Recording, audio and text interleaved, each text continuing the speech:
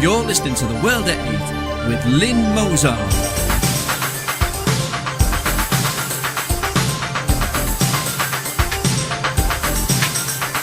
The World at 8, the number one in nationalist news.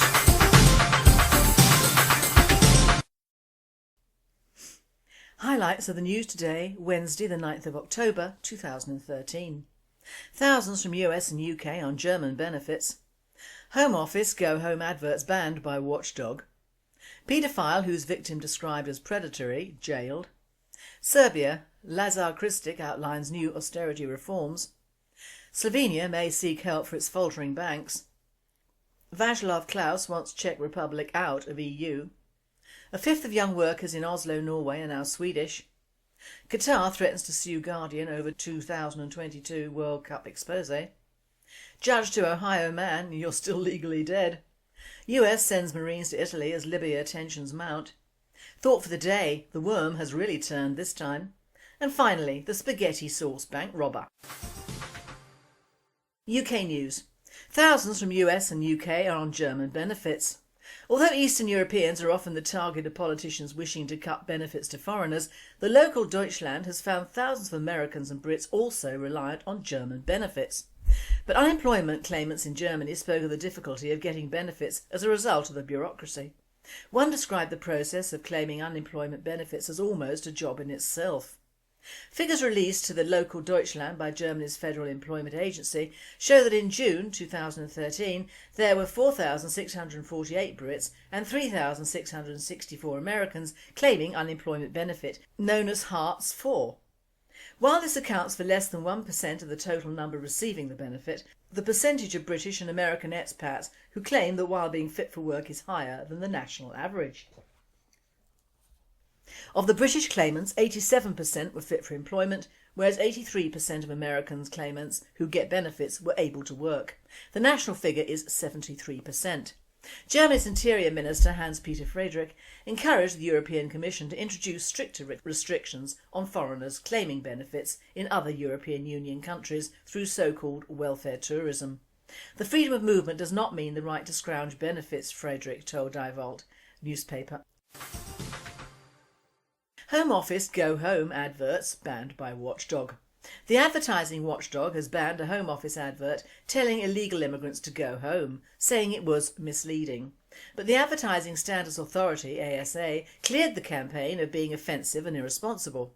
The campaign saw two vans drive around London for a week in July, carrying the message "Go home or face arrest." The ASA said the posters on the vans referred to inaccurate arrest statistics. It received 224 complaints about the vans from individuals, campaign groups, legal academics and the Labour peer Lord Lipsey. Some critics said the slogan was reminiscent of language used by the National Front in the 1970s. World at 8 states, why is it that when anyone tries to inject some sense into our immigration problem and that what are laughingly described as individuals, campaign groups, legal academics and a balmy Labour peer actually means people of colour, ethnic back groups, ethnic legal clerks and a madman, all object. Tough. If this country had listened in the 70s, we wouldn't have the problems we now have, both economic and social. Paedophile whose victim described as predatory, jailed. Neil Wilson, 40, was spared jail in August after Judge Nigel Peters QC said the child looked and acted older than her years. During the trial, Robert Culliver, prosecuting, had described the youngster as sexually experienced and predatory in all her actions. The judge handed Wilson a suspended prison sentence at Snaresbrook Crown Court after telling him, "On these facts the girl was predatory and was egging you on." But the case sparked a national outcry, resulting in Attorney General Dominic Grieve QC to take the rare step of referring the matter to the Court of Appeal. Today, 3 judges ruled that the original non-custodial sentence was plainly and without doubt unduly lenient and ordered Wilson to serve 2 years in prison.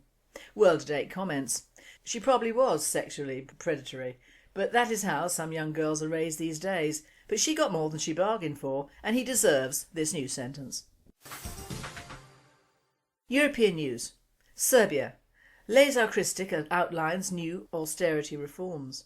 Serbia has announced plans to cut public sector wages by as much as a quarter as part of wide-ranging austerity measures.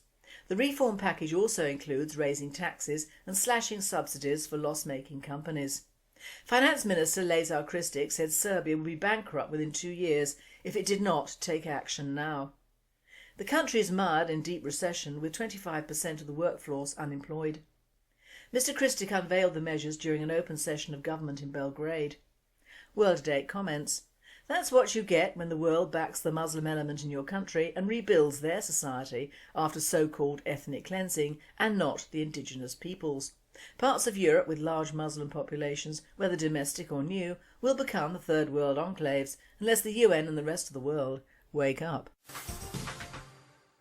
Slovenia may seek help for its faltering banks. The head of Slovenia's central bank, Bojan Djazbek, has said it will consider asking for outside help if the country's funding costs stay high.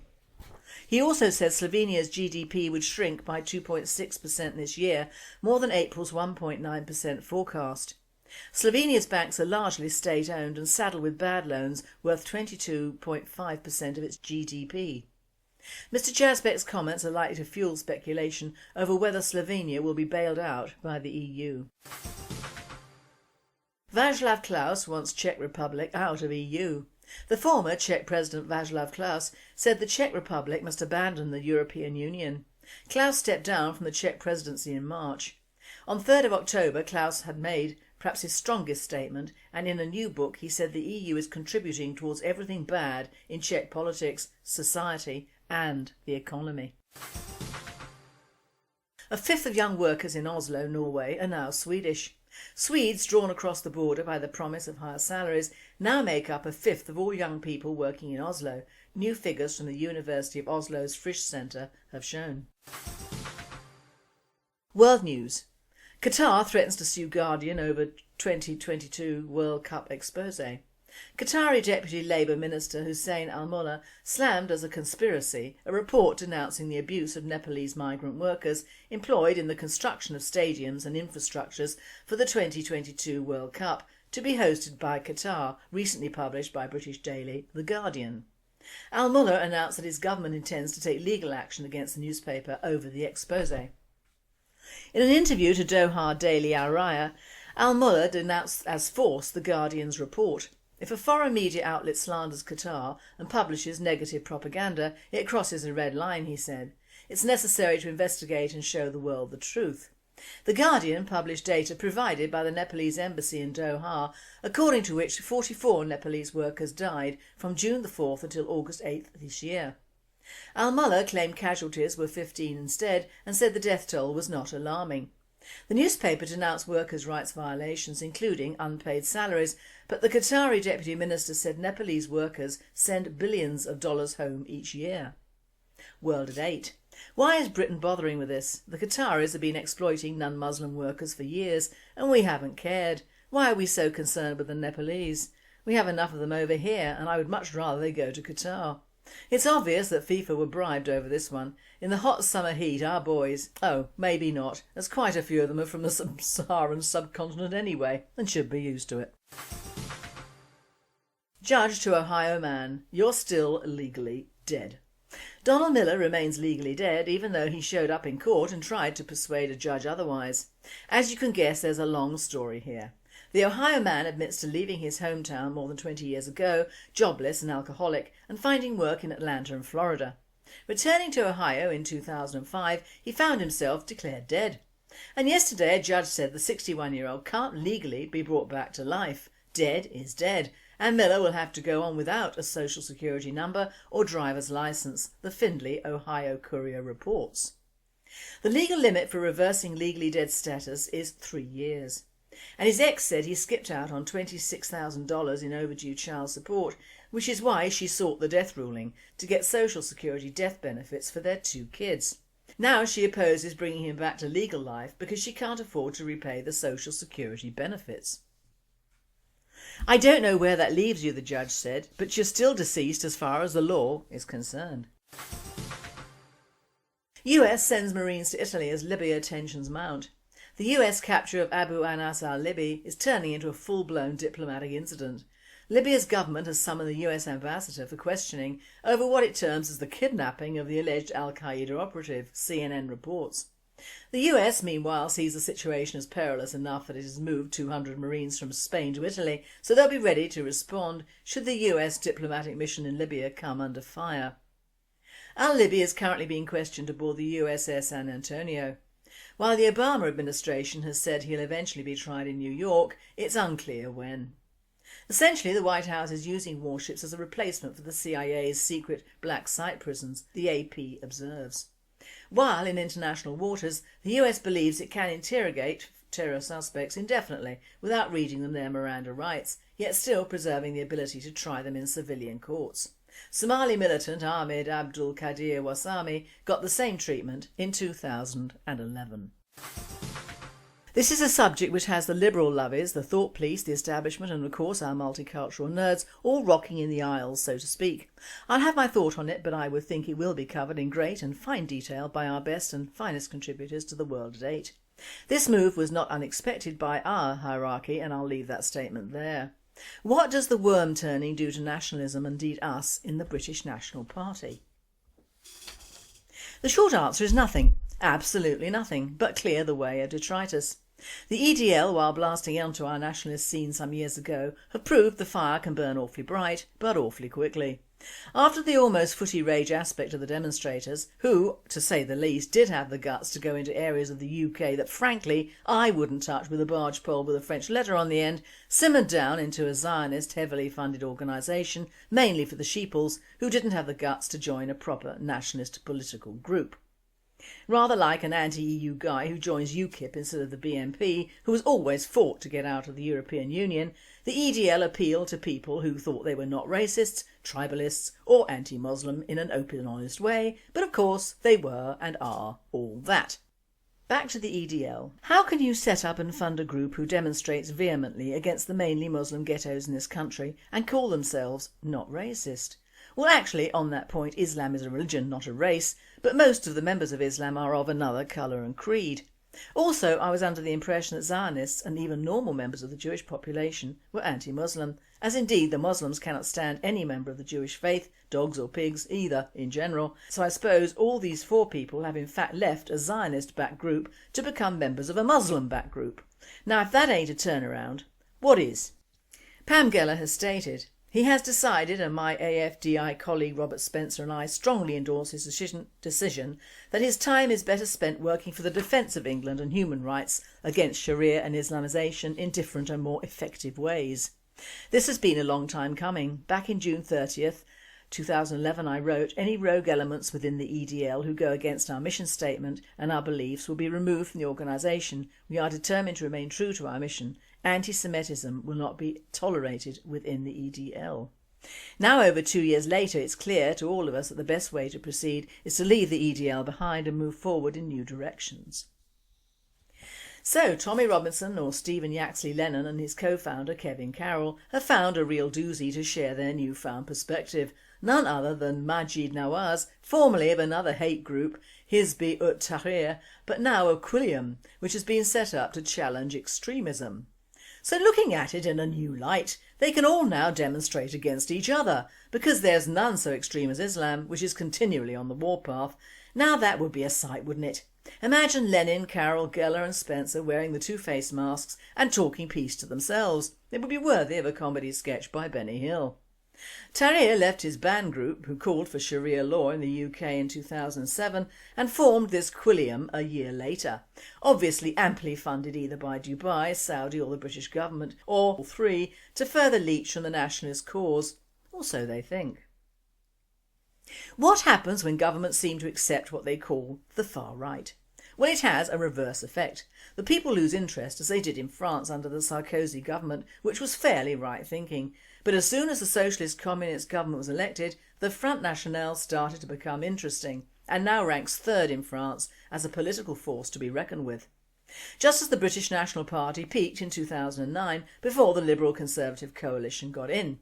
Since then it's no secret that this government have pulled out the stops in blacking us out, when at the same time connecting us to anything vaguely unpleasant which whiffs to the establishment. Even copying our logos and taking parts of our manifesto for themselves, they appear to be fairly right-wing, but they aren't.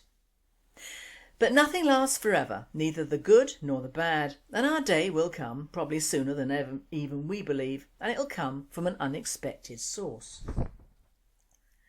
No people, not even us Brits, can absorb the ridiculous amounts of propaganda that we do forever. It simply will not happen. When the British people have had enough booze, drugs and television, when their eyes are open to exactly what has happened to their country, when even to the thickest amongst us our neighbours appear to be solely comprised of foreigners, when our methods of farming and providing are taken from the third world for the third world, and when because of the sheer amount of people on this small island topple over and we become a health crisis or worse, then even the sheeples will have to think for themselves and make an assertive effort to right the wrongs that have been perpetrated on them for so long. We are bombarded as a nation from all the think tanks, groups, committees and financial establishments that we have already acquired a heavy multicultural blanket over the land, when to prefer to partner or bear children from or to people of a completely different culture and colour is preferable to one's own tribe and is not only disloyal to one's country but sheer stupidity in the long run, as we are breeding ourselves out of existence with the mixed race mantras and aborting the white race out of existence as well. A country is judged by its children, and if you look at our schools you'll see white children are a rarity in many areas. So even to the stupids amongst us this does not look good, and when the establishment have got at a large group of football hooligans who were founded to supposedly combat the Muslim extremist marches, then you know the establishment, or whatever they are called, have got their way in this instant. It will, however, be a short-lived victory. As to the large amount of Jewish backers of the EDL, the thought that to be seen as non-racist and all-inclusive is to join a jihadist Muslim, who has not changed his spots in any way, will surely be an anathema. The so-called top brass of the EDL have put their faith into a Muslim who has cleverly put together a group which will make the UAF, Love Not Hate and any other oddballs of the all-inclusive lifestyle go along with them. I've heard of doing what you have to do to get on in politics, but this is a shape changer for the EDL, but indeed paves the way for true nationalism and true nationalists who see no wrong in backing their own people and their own country. Quillium is heavily funded from abroad. Remember, Muslims especially do not do business with kuffar, even two-faced kuffar like these former EDL scions. And politics, new groups and think tanks are big business now, as Farage can testify. The UAF is heavily funded by whatever government is in, as are all the think tanks. Quillium isn't to be confused with the family-run business property group in Brentford, by the way. Sharia has stated that we have been able to show that Britain stands together against extremism regardless of political views and hope to continue supporting Tommy and Kevin in their journey to counter Islamism and neo-Nazi extremism. Lovely, Terrier. Now what about the couple of extremist Muslims who hacked off the head of a British soldier and are still pleading not guilty? What about the extremist Muslims who take over huge areas of another country? What about the extremist Muslims who think that we owe them a living, or rather if we don't, we are labelled extremists? How far does your fight go with extremists? Or is it just us so-called racists that you count as extremists because it'll pay you, Pammy and all, to do so? Don't you know your history? The Nazis were pro-Arab and pro-Muslim and anti-Jewish, rather like you Muslims. Or is the comparison too extreme? It isn't extreme to want to survive. It isn't extreme to resent large amounts of newcomers that are not warranted. It isn't extreme to want your child to have friends of her own culture as well as those not. It isn't extreme to want to hear church bells instead of a muezzin calling to prayer. It isn't extreme to want streets and towns to be free of third world people, shops and the general muck they bring. It isn't extreme to want your own clubs, pubs and restaurants, and it isn't extreme to want to stop all immigration now. It isn't extreme, it is common sense. What is extreme is wanting Sharia law and bringing sectarian Islamist extremism into a country that doesn't want or need it. That is extremism in its most ghastly forms, that of the guise of tolerance and peace. The wolf in sheep's clothing has truly arrived amongst our Satanic Mills. And finally, spaghetti sauce bank robbery. Clinton Township, Michigan. A Michigan woman who passed off 2 cans of spaghetti sauce as an explosive device during a bank robbery pleaded guilty to the crime. Ophelia Neal pleaded guilty in Oakland County Circuit Court to bank robbery and explosive charges following the April 6th crime in Macomb County. The Detroit News reported Tuesday. Neal pleaded guilty in Oakland County because she had been wanted there for violating her parole. Police said Neal went into the Fifth Third Bank in Clinton Township April 6th and told a clerk she was carrying a bomb in her cloth bag. Neal fled with an undisclosed amount of cash in a car driven by a man. She was later arrested and police discovered her cloth bag contained 2 cans of spaghetti sauce. Neal, who has previous convictions for fraud, marijuana possession and assault, is scheduled to be sentenced November 9th before Macomb County Circuit Court Judge Jennifer Fonce. This presenter says, nothing like Mama's spaghetti sauce. You've been listening to The World at 8. I am Lynne Mozar and I wish you all a very good night.